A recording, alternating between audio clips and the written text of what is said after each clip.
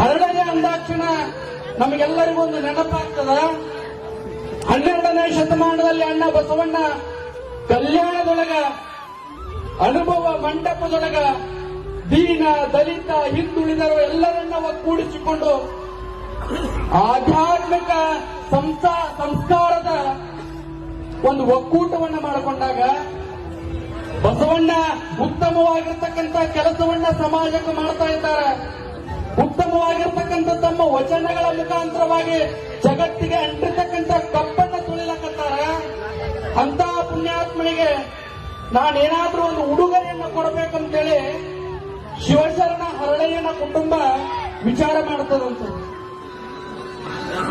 ಎಲ್ಲರಂತಾಗ ಬಂಗಾರ ಇರಬಹುದು, ದುಡ್ಡಿರಬಹುದು, ಬೆಳ್ಳಿ ಇರಬಹುದು, ಆದ್ರೆ ಹರಳಯ್ಯನ ಕುಟುಂಬ ಕಡು ಬಡವರಾಗಿದ್ರು. ಹರಳಯ್ಯನ ಕುಟುಂಬ ಕಡು ಬಡವರಾಗಿದ್ರು ಕೂಡ ಹೃದಯ ಶ್ರೀಮಂತಿಕೆ ಎಲ್ಲರಿಗಿಂತಲೂ ಹೆಚ್ಚಿತ್ತು. ಅವಾಗ ಹರಳಯ್ಯ ವಿಚಾರ ಮಾಡ್ತಾನ, ಅವ್ರಿಗೆ ಕೊಡಬೇಕಾಗಿತ್ತಂದ್ರೆ ಉಡುಗೊರೆ ಕೊಡಕ್ಕೆ ನನ್ನ ಹತ್ರ ಏನು ಬೆಲೆ ಬಾಳೋದಿಲ್ಲ. ಬಸವಣ್ಣಗೆ ಉಡುಗೊರೆ ಕೊಡಬೇಕಾಗಿತ್ತಂದ್ರ ನಾನು ಸಮಗಾರದವನು, ನಾನು ಕಾಲಲ್ಲಿ ಮೆಟ್ಟುವಂತ ಪಾದುಕೆಯನ್ನ ತಯಾರು ಮಾಡುವಂತವನು.